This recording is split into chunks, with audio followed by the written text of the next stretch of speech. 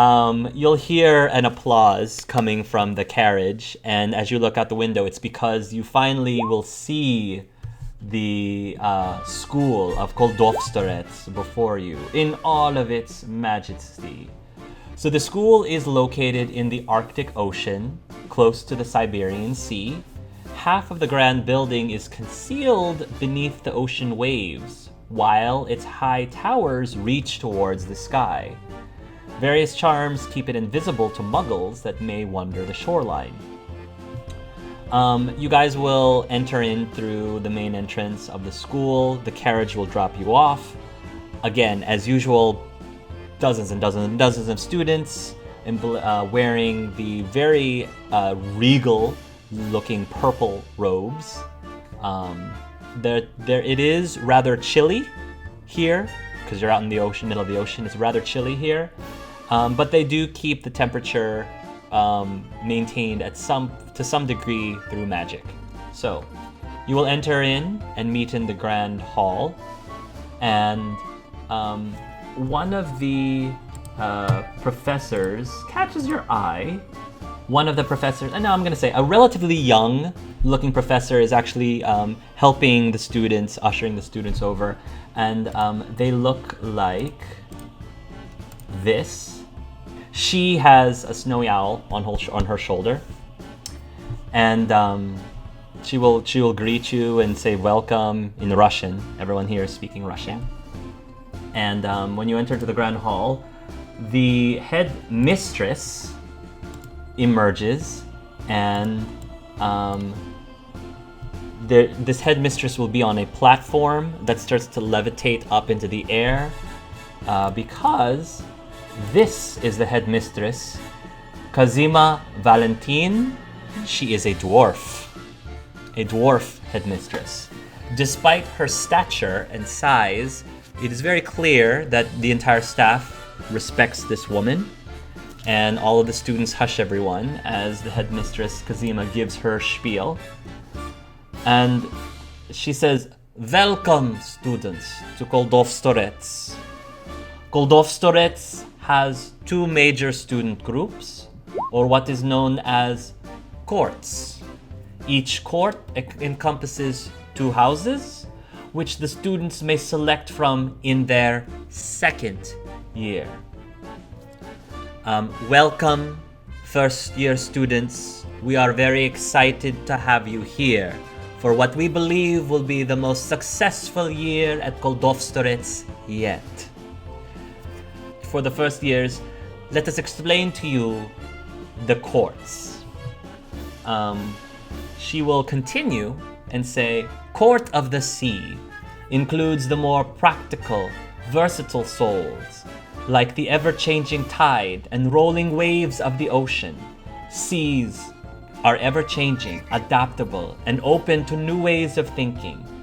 They are often bold and foolhardily adjusting to the twists and turns of life as they come. It is common for students of this house to be accomplished Quidditch players and talented duelists. However, their shifting emotions often cloud their judgment, and they can be notoriously neurotic or hot-headed. Despite this, their passions are what makes them stand out and evolve." As she's saying that, I'll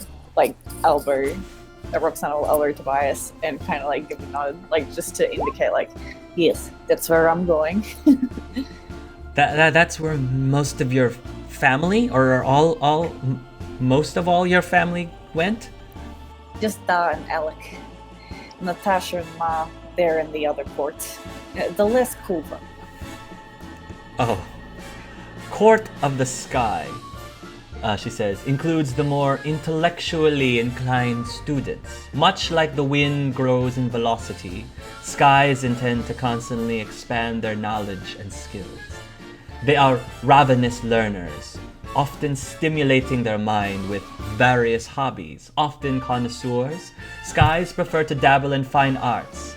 They can be brilliant painters, graceful dancers, and eloquent writers.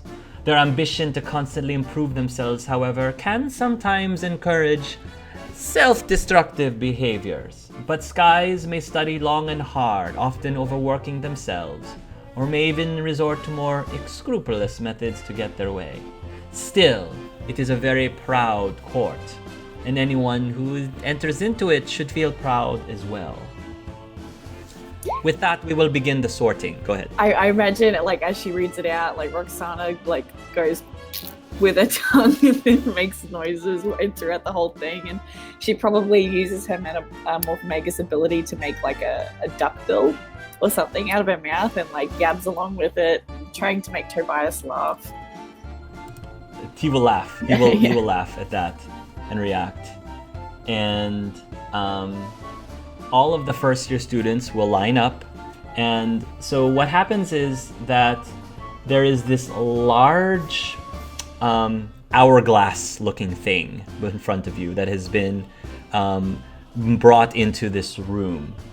And one by one, each student comes up and they're asked to hold out their dominant hand.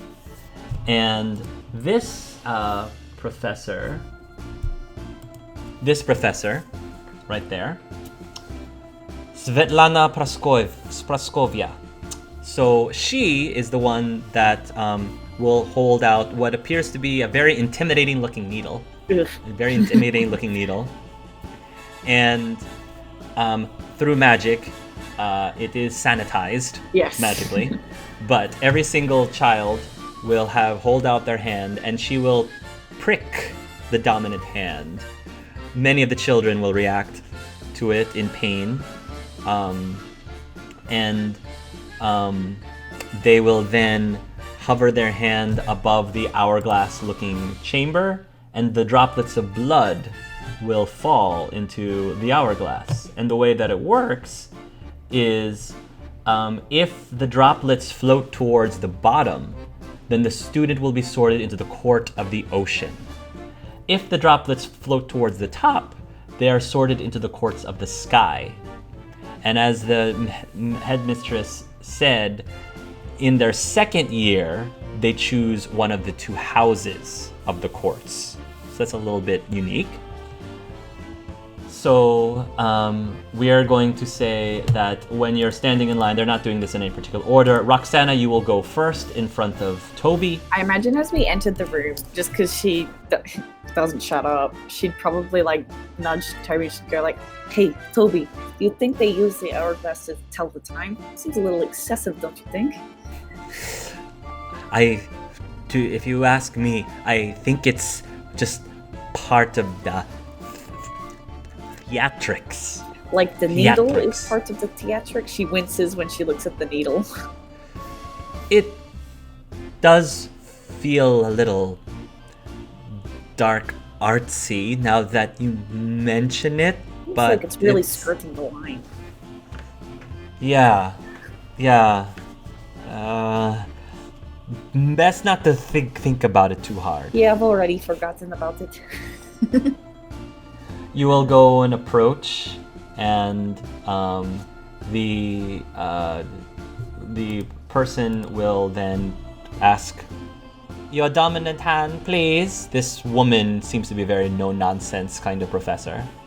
Kind of McGonagall-like, but not quite McGonagall. I would like cross her between McGonagall and Rita Skeeter, honestly. Cross between those two. Yeah. Roxana puts out her non-dominant hand to see what happens. Which is her left hand. Yeah, she'll prick up the left hand, and when it pricks your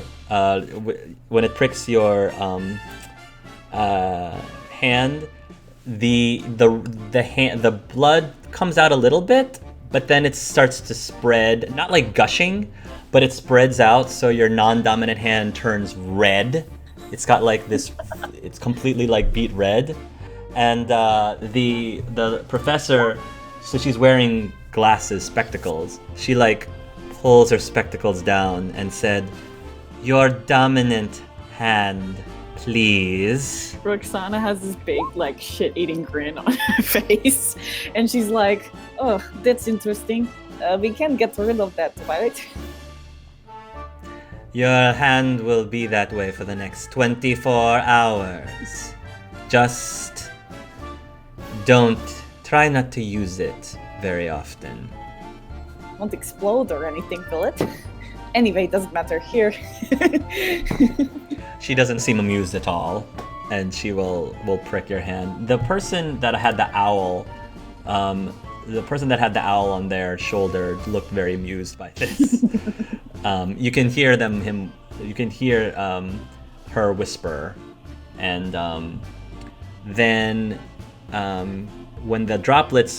when you take your hand and they draw the blood and the droplets go into the hourglass, it floats to the bottom. What? And at the look of that, she'll turn and try and find Tobias in the crowd and do like boogity boogity fingers with her red hand, Yeah, and then give him a nice. thumbs up. Several of the students roll. I'm gonna say for Roxana, go ahead and roll. What would be it? It's a bearing. Roll me a bearing. Roll me a bearing with your normal bonuses. My specialty. 11? Yeah. Okay. So most people who like effed up like this would be the target of like people making fun of them. But the way that Roxana's attitude is, she's like kind of whatever. Like she's got this, this is a thing. She doesn't seem to care. And many of the students already are like, I like her. I like that girl. Like I want to be friends with her. So, so then Toby goes up and he looks a little nervous, but he looks very, very excited as well. And Professor Svetlana Praskovia says, "Your dominant hand, please." He'll hold up both his hands and says, "I'm dexterous," he says. And Svetlana nods. "Place both your hands up, please." He says, "All right." She will start with the left, then prick the right, and he will like wince a little bit as both of his hands are pricked. And then he will hold out his hands as the droplets fall. And the droplets begin to fall down to the glass. They float for a bit, and then they rise to the top. Oh no. And when they rise to the top, Svetlana Praskoyevya announces, "Court of the Skies." And lots of people start cheering around him. But then Toby looks in your direction and he has a very dejected look on his face, and he looks very upset. And then he walks off. Does he look wise with me? He'll try to avert his eyes, actually. Oh. He'll avert his eyes, but he's gonna go towards you. Yeah, I give him if he looks eyes, I kind of give him a friendly salute. Yeah. He'll give you a salute too, and then he'll stand next to you, and he said, I guess I didn't end up in the cool court after all," he said. Toby, you'll make it cool. You think so? Of course. You remember our promise, right? This doesn't mean that we're not gonna see each other all the time. She'll put out her pinky to lock it with his, and I'll say, "Through thick and thin." He'll smile, and then he'll do the same thing. And that'll end that scene. No. All right. I have one more wave prepared if you guys are willing. I'm willing if you guys are. I'm so awake. So Let's do it. hell yeah. Okay. All right, let's get right into it. Roll initiative. This is the last wave, I promise. Ooh, Last wave. ooh. Good big number. So, Juan, you are all about to do your trial to determine what houses you're right. going to end up in. So, at the start of the trial, each child is disposed of all of their belongings and given traditional battle clothing. After this, they are led to the middle of the Quidditch field of the school in groups of 6. So you're grouped up with 5 other students. The teachers, with the help of senior students, will raise a gigantic structure into which the kids will have to enter and find the exit as a team. Each trial is different for every team, but all of them will be put into a position of quote-unquote extreme danger.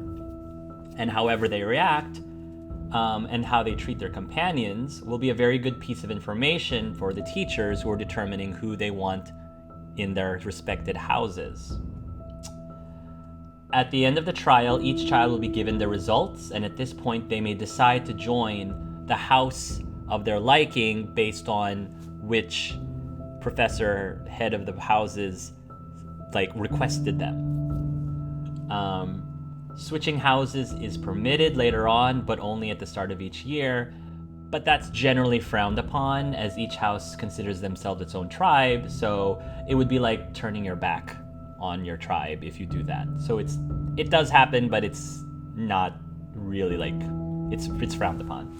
So while you guys are getting ready for this trial and this big massive structure looms over you, one of the other 5 students catches your eye, and that student is this one.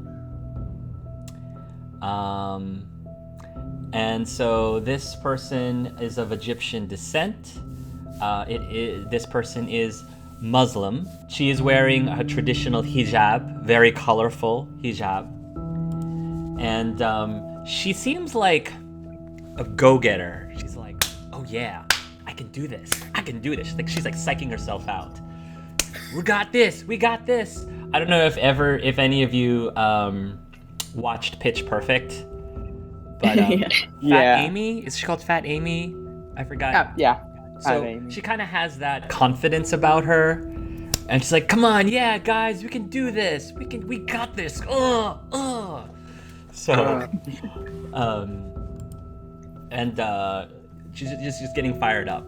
So you guys enter into this structure, and before you is this relatively long rope bridge. It's a rickety-looking rope bridge over this, above this big, long, violent-looking rushing water river. There are vines hanging around all over the place, and the task simply is for everyone in the group to make it to the other side of the bridge, of this long, rickety bridge. You will see that there is an hourglass hovering above your heads as the sand starts to drop, like a timer. So you believe you have to do it within that amount of time. Okay. So after seeing this, Juan is going to try to talk to everyone and, hey, before we start doing this, come on, we need to discuss a plan and do this perfectly, okay? So I think that one of us should check the bridge and see if it is safe enough for us to travel, and one of us should check the vines to see how strong they are. If by any reasons, if the bridge falls, we may have to grab onto one of those vines. Roll a persuade or bearing, whatever's a higher for you. Persuade or bearing. 13. Ooh, nice.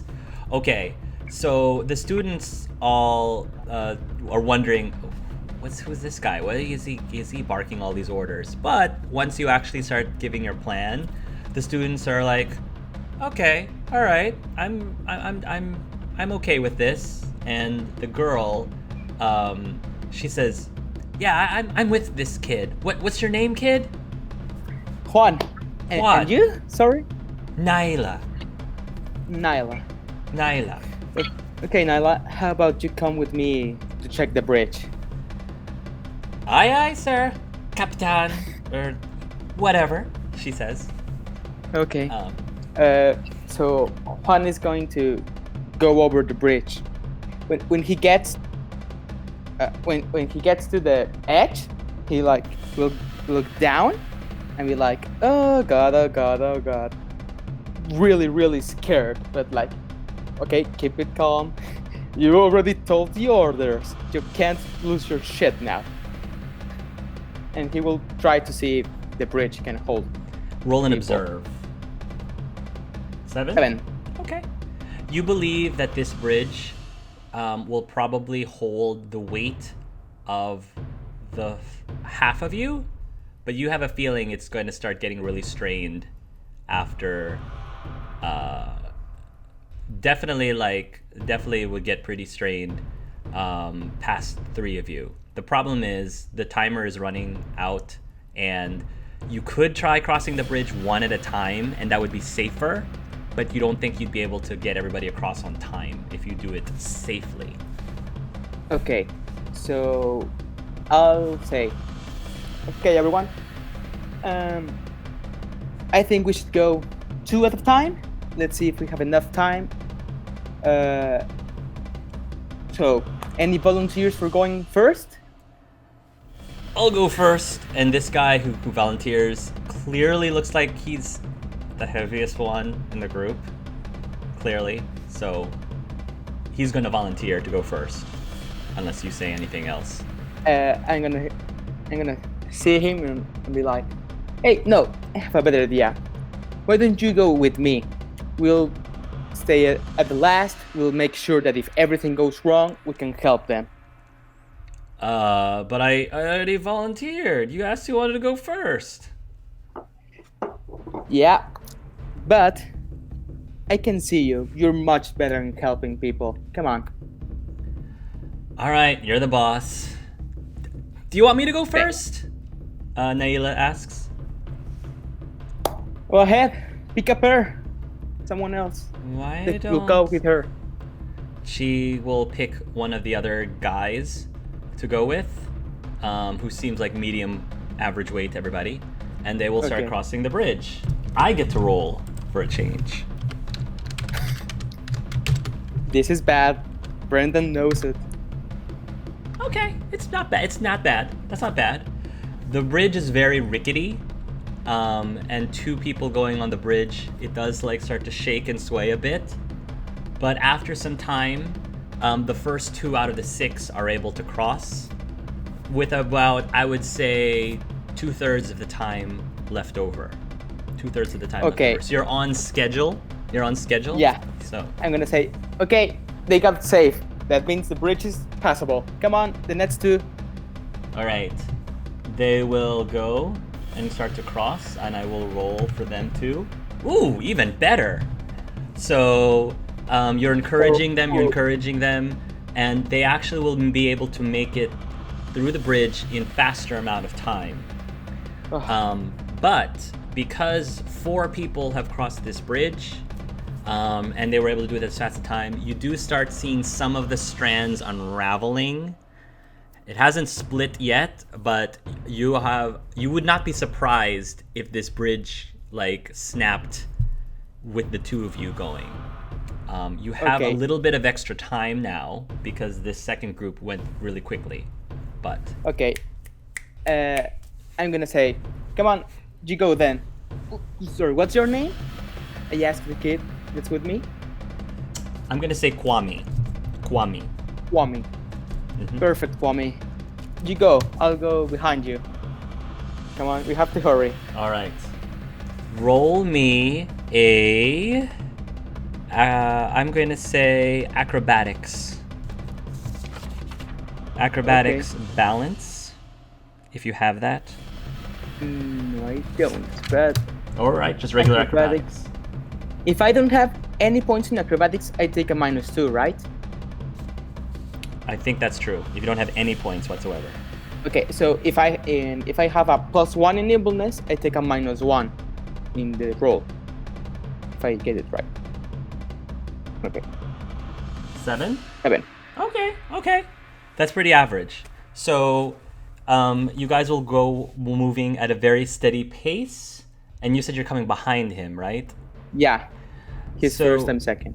So, when you get just past the middle, so you're more than halfway, just past the middle, you see the rope starting to snap and unravel and snap. I'll give you like 6 seconds to react and do something if you want before the one. It's like way up near towards the end of the bridge. Fuck. I'll just gonna yell to him, run, and like while he's running, I'll like run behind him and try to see if the vine can if I can maybe grab to the vine. All right. He will start to run, and as he's running, that does irritate the bridge a little bit more. And then finally, one of the railings of the bridge snaps. So it does, the whole bridge doesn't collapse, but it just like snaps to the side, and it's like the floor of the bridge goes like this. And the big guy fortunately has very good upper body strength. So he's very, very close to the end of the bridge, and when that part of the bridge snaps, he's gonna start to like, sort of pull his way towards it. You, however, are about to lose your footing. So as you are running to try to grab the vines, roll me an athletics roll, or acrobatics, whatever is higher for you. Athletics or acrobatics, climbing, if you have it. 5. 5? Okay. You will grab a hold of the vine, and as the bridge underneath you falls, it'll start to swing you towards the other edge, but your hands start to slip, and the rest of the group starts to gasp, and you'll hear Naila quickly yell out, "You grab that tree over there. We're gonna make a chain." And so the other 4 start to form a chain, starting with somebody like holding on to the tree. Naila is going to be at the other end of the chain, and they're going to like walk towards you to try to, your fingers start to slip, and you just manage to like grab a hold of Naila's hand as you your other hand falls off the branch, and as you fall, it pulls on a strain on this chain of students. Kids. By this point, the big guy has managed to pull himself up onto the edge, and then he walks over and like starts to pull the chain upwards. He offers his hand towards you, Juan. I'm gonna grab it. Be like, oh. And then he pulls you up onto the other side. I'm gonna lay on the floor, breathe heavily. I'm like, We did it, guys! We didn't die! Naila said. We didn't die! Yeah, alright, we didn't die! I'm just gonna go with Dylan and say like, thanks. That quick thinking saved me.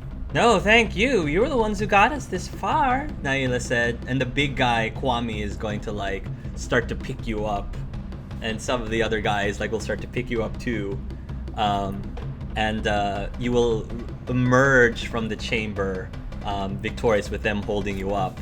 And several of the students start to cheer.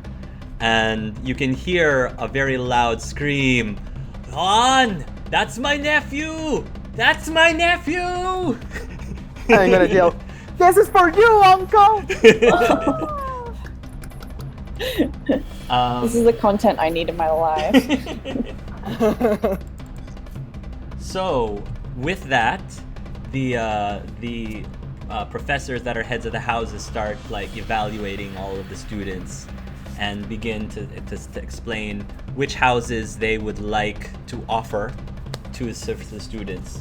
So for Naila, the house Shaksa, which is the leader, the house Ikwa, which is the determined, the house Baria, which is the desert, and the house Baria, the desert. All of those headmasters asked for you, and for Naila, and then for Juan, they are going to offer for Juan house Baria, house Ikwa as well, House Umkombi, the reef, which is the flexibles, as well as House Shaksa.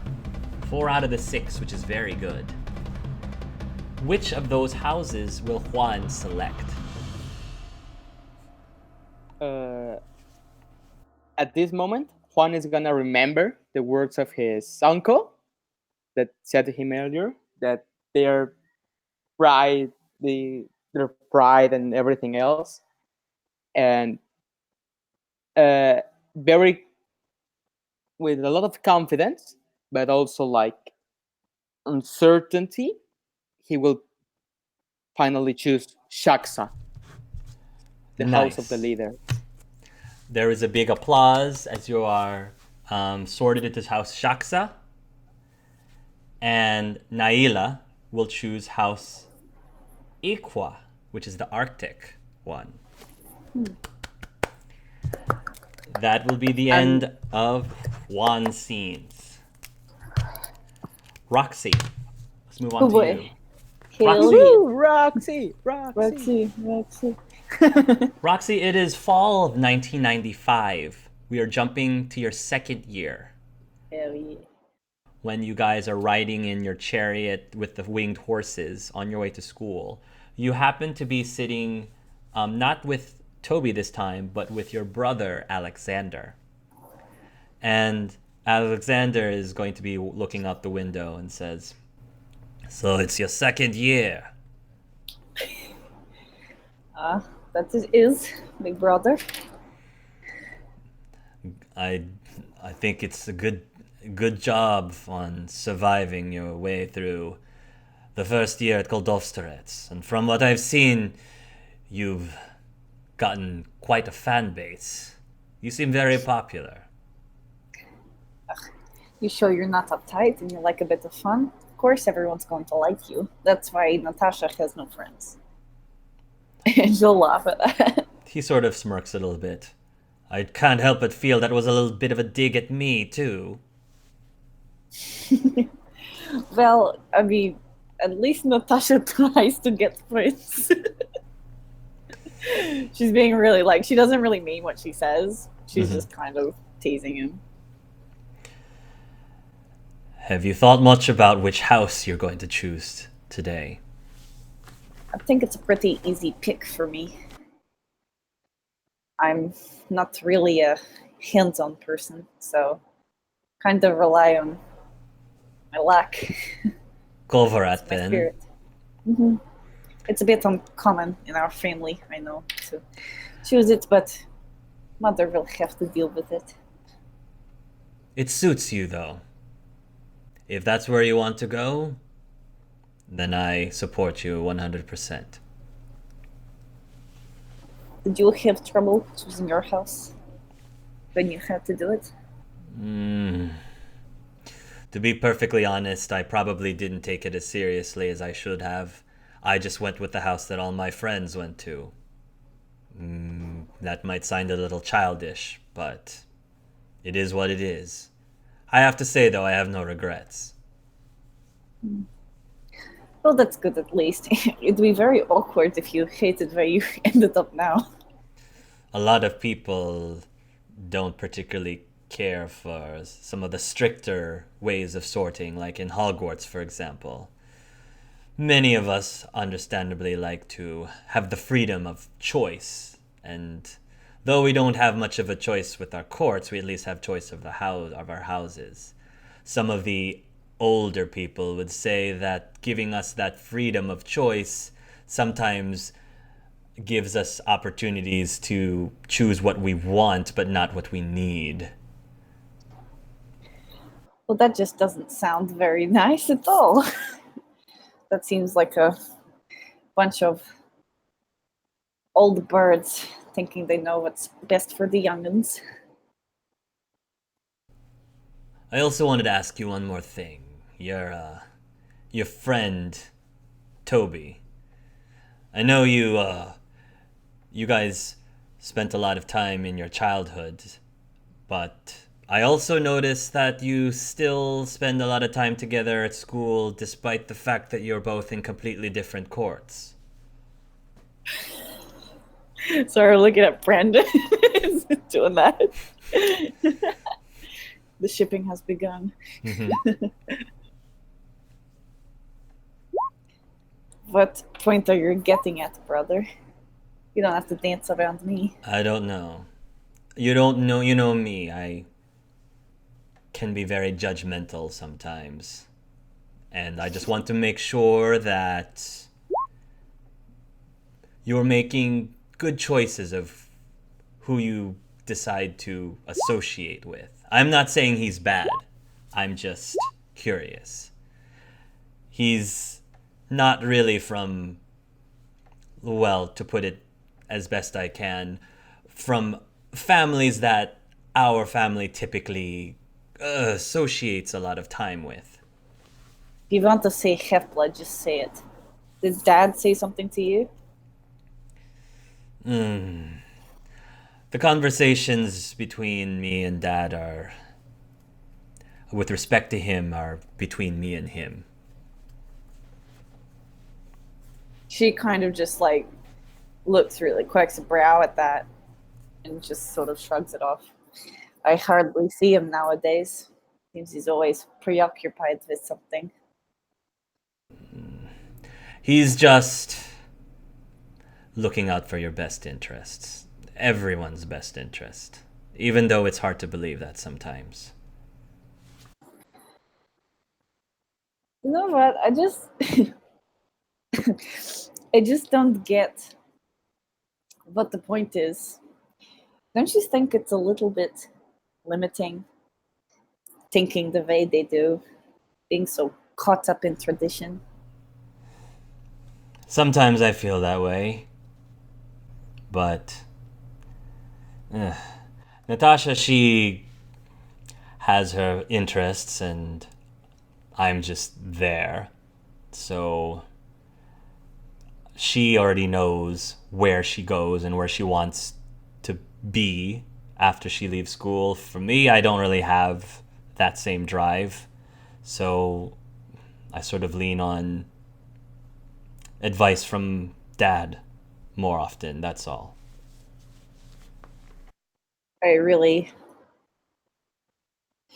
with all due respect, not really sure if he's the right person. I don't know. I've just had a very weird feeling lately. Weird Seems feeling. like he just seems harsher and different. There's something. You know what? Never mind. It doesn't matter. It'll be this point that people are starting to cheer Yeah. that the school is in view, and Alexander will say, "We'll talk again later, after the sorting." By this point, Ivana Hooch, which was the character that I showed you before with the owl on her shoulder, Ivana Hooch returns this year, being asked to be called.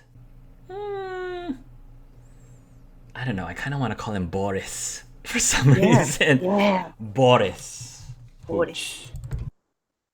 I like Boris. Ivana might have been their female name, their birth name, but now they just want to be called simply Boris. Boris Hooch. Roxana will know that if the last name sounds familiar, it's because this is a cousin of Madame Hooch from Hogwarts. Yeah. But it And sounded familiar.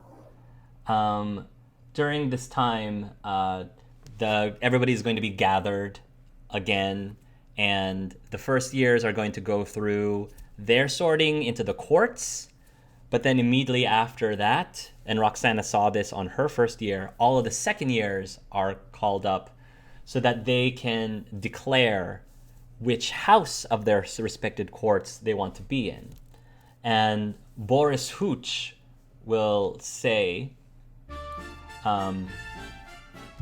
allow me to explain to you the different houses of the different courts. Courts of the sea. we have Svarog. Now, I'm going to warn everybody right now. The Svarog does have what looks like the swastika symbol on it.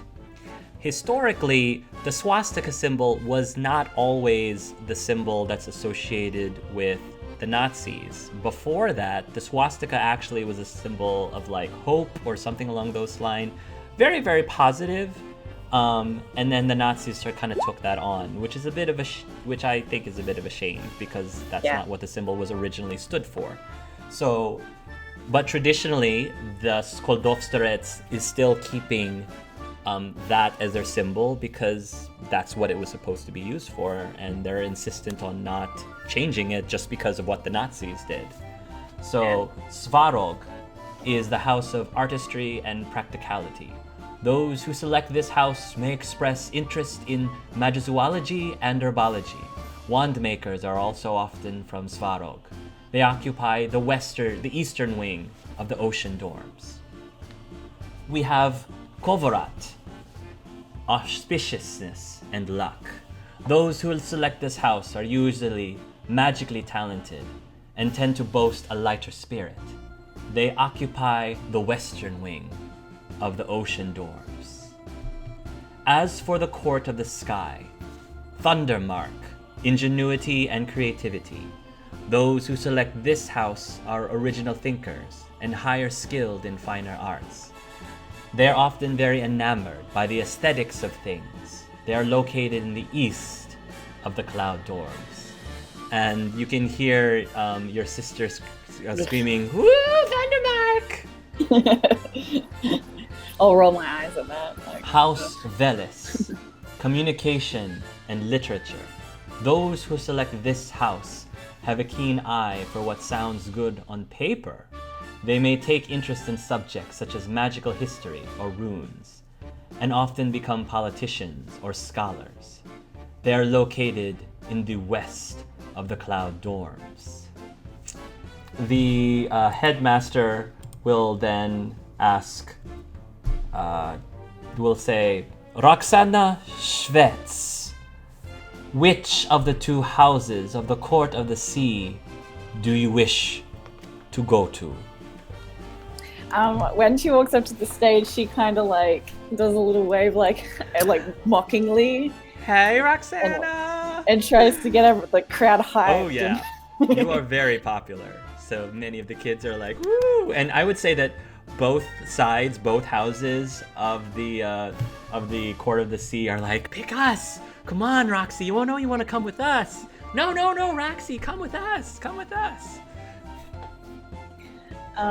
And she'll get up there and she's like, ladies, you're both pretty, please. Roxy's love everywhere. And she'll sit there for a minute and she knows exactly what she's going to pick, but she waits and tries to keep the crowd on the edge of their seats. They're all on the edge of their seats.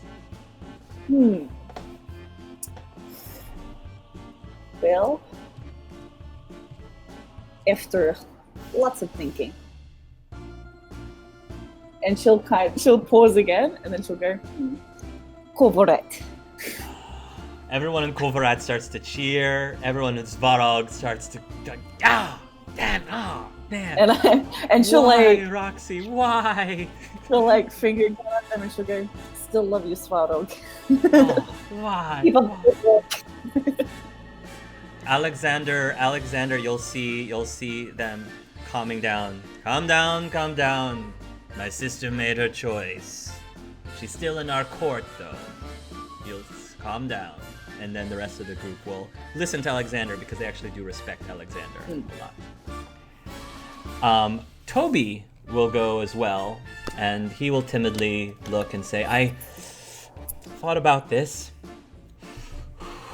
and I think the place that I belong very strongly, he says, is Veles' house. And Roxana goes, she's like screaming and cheering for him. And people will also applaud as they will present Tobias, just like they would have presented Roxana with, what do they present to them as a symbol? Like, is it amulet, a pendant? What is it? A pin? What is it? It's a little pin that goes on their tie. Okay. Presents him with a little pin of the Veles house on their tie. And he seems to be very, very proud at that moment. Very proud. Within that time, he feels good to be like in the center of attention and being applauded. Okay, moving forward. Levi, we're going to stay in year 6 for right now. We're going to stay in year 6. So it's your first full day of class. It's lunchtime. And you've been trying to, like, get some friends. You've been trying to win some people over. It hasn't quite stuck yet. You know, right now you're that... Yeah, Levi tries to be friendly and everybody doesn't like him. Roxy, just everybody loves her. Rumors have been flying that you were that kid who never really got sorted, so they gave you the pity sort. The pity sort in the, in Rosa. So, that's not helping with your reputation at the moment. Yeah. So, you might be trying to, like, sit with some people, but, you know, a lot of the seats are already, like, taken. So there's, like, this one table that's a little secluded from everybody else. Not, like, super, super secluded. Just happens to have empty seats in it. So you decide to, like, plop your stuff down. And you're going to start eating, minding your business, when all of a sudden you hear a small voice, call out, "What do you think you're doing?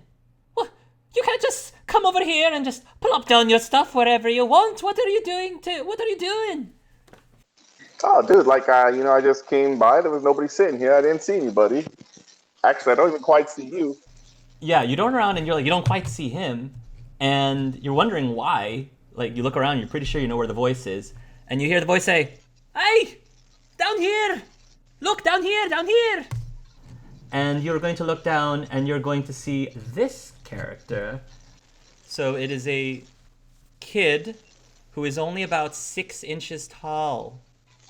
His skin has a green tint to it, and he's got red hair. You've heard of these beings before. This, to your surprise, is a leprechaun.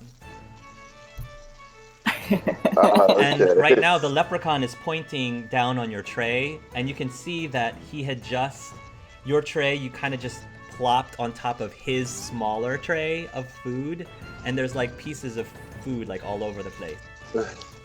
It's only been the second day and already people are messing up with me lunch. I'm just going to let you know you might want to get like some safety cones or something. Like, it's kind of hard to see you. I was even looking and I didn't see you. And aren't you just magically delicious? Har, aren't you a funny man? Yes. It's only your second day and already you're picking on the short kid. Why don't you pick on someone your own size for a change?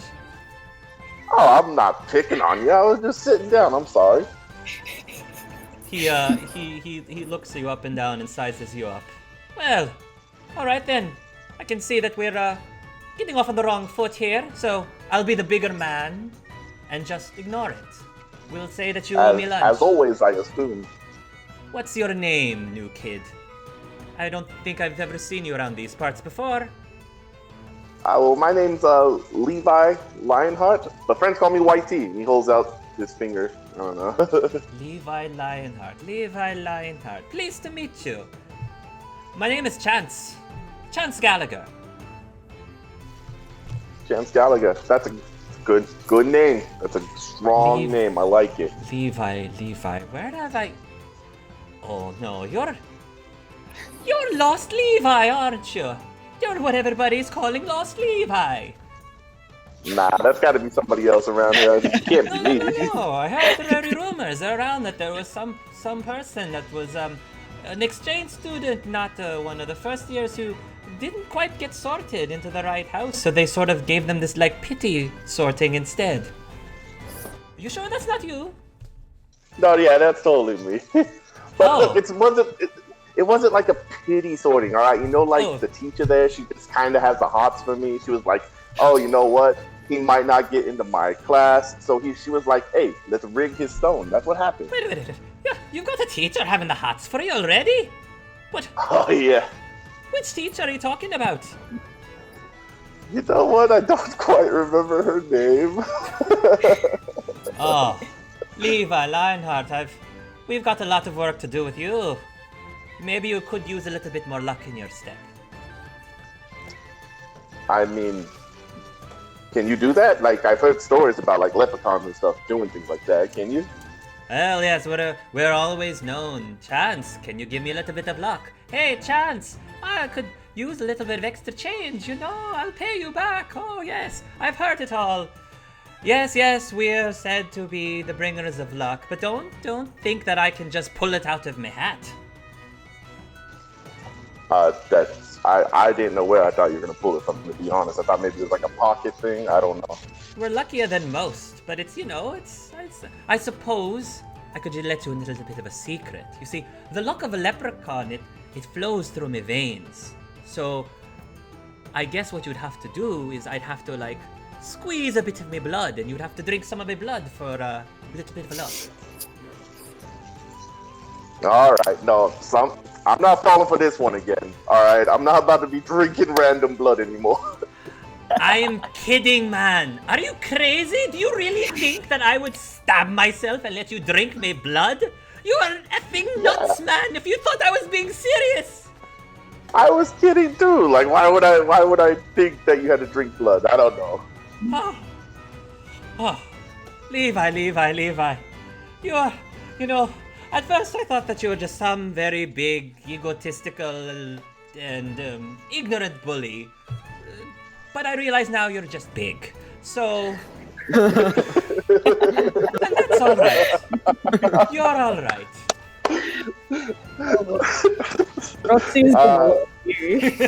Thanks, I try. So, what house are you in? Oh, me? I'm in House Orpo. Oh, if I was able to choose, that'd be like my third pick. So, I mean, not bad. House Orpo is quite good.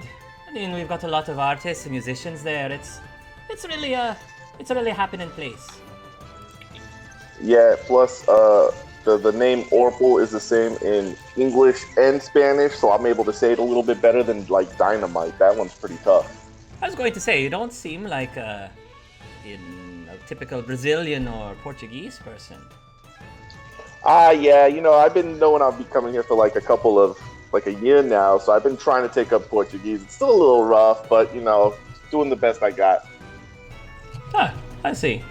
Well, I suppose, if you don't mind, maybe we could enjoy the rest of our lunch here together.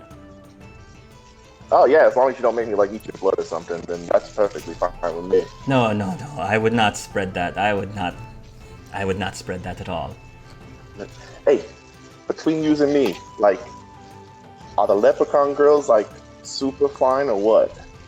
I'd like to say so. If you're into, many of those are redheads, and I know that many people sort of get turned off by that sort of thing, but I would say so, yes. Perfect. There's nothing to be better than like carrying a little girl in your pocket all the time. That'd be kind of cool. You see that there? I'm joking. Everyone, I'm joking, pal. And we're gonna say that you'll enjoy fine lunch for the rest of that particular scene. Now, one thing that will also happen though is that we will jump forward another year. So this is gonna be year 7 for you. Okay. And during this time, so the nice thing about the houses in Levi's school is that many of them overlap with each other. So you've got the house that is all about, people have unbreakable will, and they put their minds to something and they're not going to stop. That sort of can fall into people in Quartzo who tend to be stubborn and are willing to bend their thoughts. But it also can dip into Orpal because people who are creative can be very passionate about what they're creating. In the same way, Quartzo can kind of dip into Rosa because Rosa is all about like being socially outgoing, and because of that, they're very good leaders. So someone who can be very like stuck in their ways and like strong and fearless can be very good leaders. And at the same time, Rosa, who tend to be very socially outgoing and are very charismatic, they also can dip into Orpal, which is the creativity. So there's a lot of overlap. And because of that, the way that the houses are designed is that the overlapping houses are next to each other. And so that you can select a minor house. So you have a major house, and then halfway in. So structurally, there is the main common room for your house proper, but there's also special secondary common rooms for the minor house pairings. So there's, and also a VIP common room for those who choose to remain focused on their house, on their own house, instead of picking a minor house. So for the first 2 years, you're houseless. So everybody's supposed to mix together. Years 3 to 6, you're divided into your individual houses, and then years 7 to 8, you have a minor house that you choose, or something to that effect. And then at your final year, it's more like a training program to help you get a job once you graduate. So the only thing I'm going to ask now is, what house are you going to minor in, or are you going to focus on Rosa completely? I actually think the diamond one was the other one I thought Levi would fit in pretty well. All right. So yeah, it's to take a minor in diamond. So you will minor in House Diamond, which means that you have access to the special common area that is shared by both Diamond and Rosa.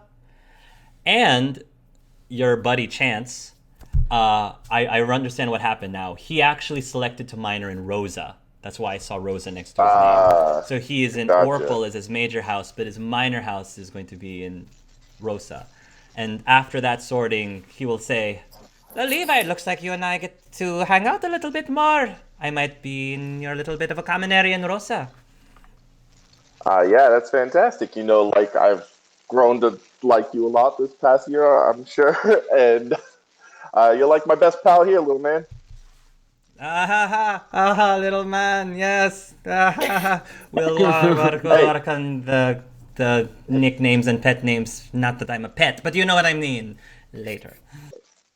Hey, Chance, but you know, I tell all the ladies, you're big where it counts. You know what I'm saying? Oh, Levi! Oh, your flattery is one of a kind, I have to say. One of a kind. If I didn't think any better, I think you were flirting with me. Oh. I mean, so what were you doing today?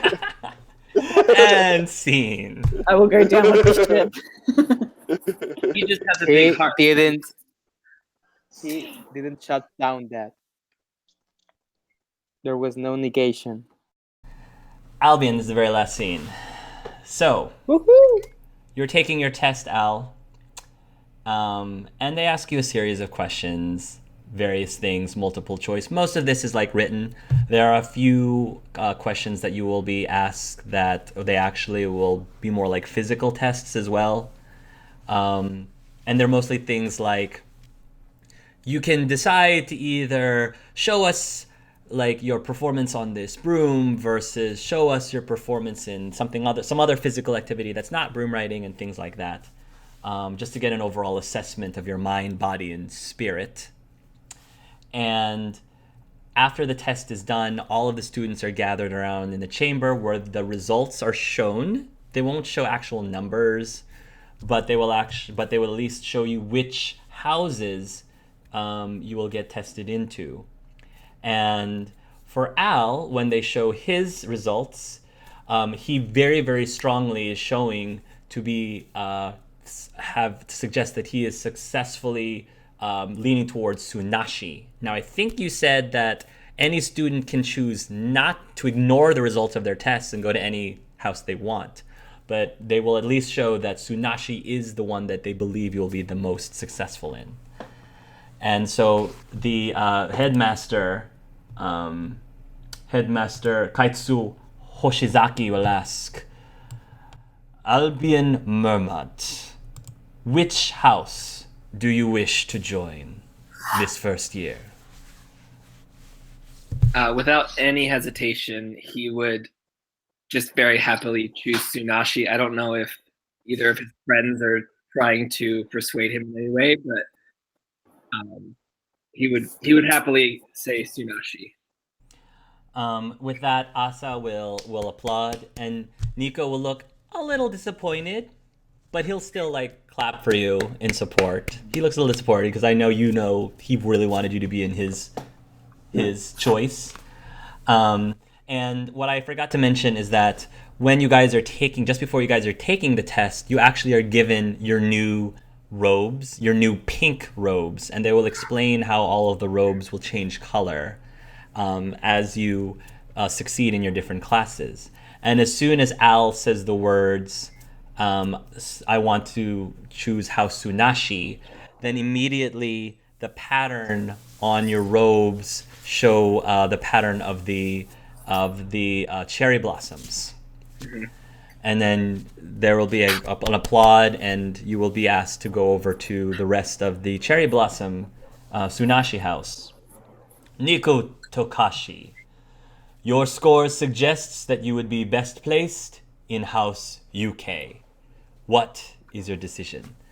Nico looks towards Al, and you can sense that he's tempted to pick a house just because Al's there. But in the end, he decides he should stick with what he really, really wants to go to. And he says, UK! And there's a big applause as his kimono, his uniform shows, I think it's the bamboo? I think UK is bamboo. Yes, yep. As the bamboo. And then he will go off to join the rest of UK.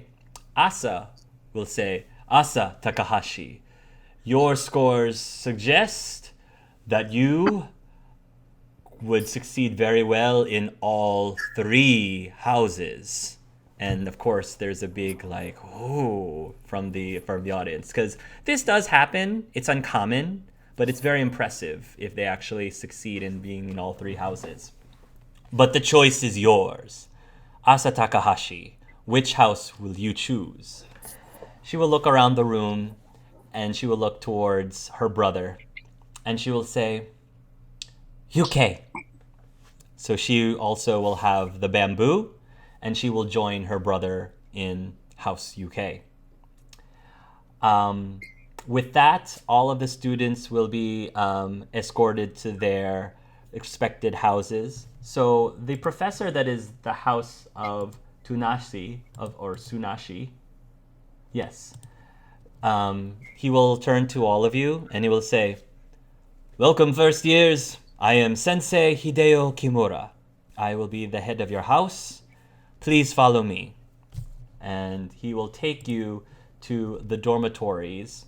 Now, when I say dormitories, like I said, this is not a boarding school, but you have the option of staying over for the night. This is more for like the upperclassmen students who like have to study really late, or they have this project and it's just easier for him. There are places that they can sleep in, but most of the students do fly home at the end of the day.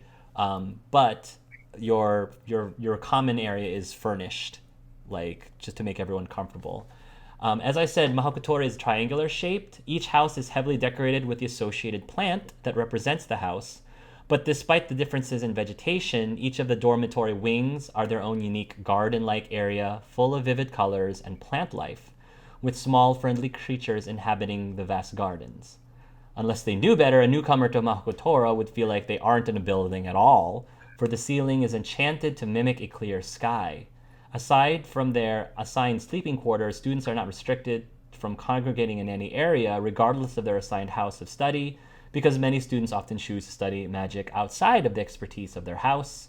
A majority of the students' body live out of their daily lives, with little importance being placed on what house you come from. So of all of the houses, I would say Mahokutora is the one that really cares the least about intermingling, about houses intermingling. They actually encourage you to do so. And so you will enter into this common area that, again, is very fragrant, as you can smell the cherry blossoms in the air. They're beautiful cherry blossom trees. And, of course, a beautiful, beautiful garden. Probably not as beautiful as the one that your mom took you when you were earlier in the summer, but it's still very impressive, especially for something that's going to be your common area. Right. and the students are going to start getting ready for class for the first day of full classes. Sensei Hideo Kimura will sort of stick around a little bit right next to you, and he will say, Albion Mermont, you are the son of Augustus Mermont. Yeah, that's my dad. I've met him a few times. You must be very proud to have someone as well-renowned in the wizarding community as your father. He kind of just shrugs. My mom works for the ministry too. Yes, he said. Miwa Mermont. Quite a power couple they are. Yeah, I mean, it's kind of cool, but sometimes it can be a little stressful having parents who are always in the public eye, but it's not always that bad. I'm here to help you first years get yourselves acquainted at the school. So if you need anything, please let me know, whatever I can do to help you. I think at that point he would say, are we allowed to go see people from the other houses? Yes, you are encouraged to as well. Did you make a lot of other friends before you joined here into this house?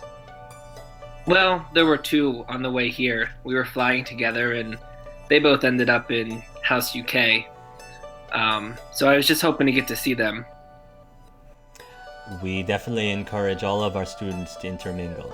So simply because you are in dedicated houses does not mean that you can't spend time with them or even take classes with them. So who's the herbology professor around here? That would be me. Really? Yes. Are you interested in herbology as well then? Absolutely, he says. When do we get our schedule? I can't wait to start. He will say, I can show you how to get your schedule situated. I'll be helping all of the first years with that this afternoon. We will definitely make sure we include herbology. I am very impressed. Not too many first years are overly interested in herbology. He says, well, my mom has taught me a lot, and she even let us start our own garden this year in our new place in Japan. So I've learned a lot from her. Do you have a very specific plant or flower that you particularly are interested in? I don't know if he'd have a favorite, but he might have a favorite, like, particular, like, type of plants. Like, I think he would enjoy those with healing properties. So he might, like, name one or two plants with healing properties. And I think maybe even inquire about the snapdragon if he hasn't had a chance yet to find one with his mom. That might still be something that's curious to him. So he might ask, have you heard of a snapdragon? The snapdragon? Oh, that's a very exotic one. They're very hard to take care of, especially since they are a lot more easily found in the wild than domesticated. Do they have any practical properties? He says they do, actually. Their roots and their petals can be used in a number of potions. I'm sure I can teach you about that someday in one of our classes. Those are more advanced, though. Probably, I would say, in your 5th year or so. Okay. Well, I appreciate it anyways.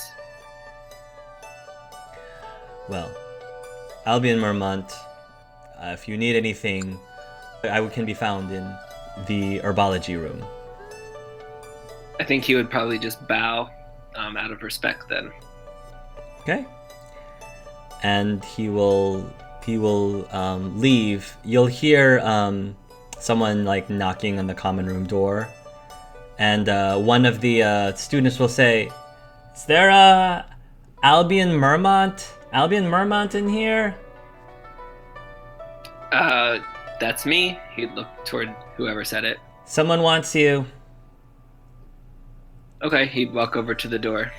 He'll walk over to the common area, and you'll see the twins waiting for you. Hey, you want to get lunch? And Asa said, don't be so overly excited. I'm hungry. I was actually just about to try to come find you guys, and being that this will be the first time he gets to really talk to them since the sorting, he would kind of look probably to Nico and just say, I know you wanted to end up in the same house together, but I mean, let's be honest, with my love of plants, Tsunashi was the place for me, and whenever we had to do that test, I practically fell off the room and almost hurt myself, so there's no way I would have survived in House UK. It's okay, he says. It's alright. We'll still at least have lunch every day. Yeah, that sounds like a great idea, Asa says. Yeah, and I mean, maybe if you guys need any help, if you take herbology, I can help you with that, and you guys can help me with some of the classes if I end up taking any from your house. Oh, could you? Where do you live? Asa says. Yeah, maybe we can come over. He would explain probably. I think I put it somewhere near Tokyo. Yeah. So he would give the address, and I assume they'd be fairly close since the storm petrels were close together when they started flying. Okay. The twins will explain to you that they live near Kyoto. There is a wizarding village that lives near Kyoto, is where they're from. And with that, the twins will follow you, and you guys can chat on your way to lunch. That is the end of your warm-up. Your warm-up role-playing. Nice. You guys all warmed up? You ready for the first session right now? I think I'm warm up. God.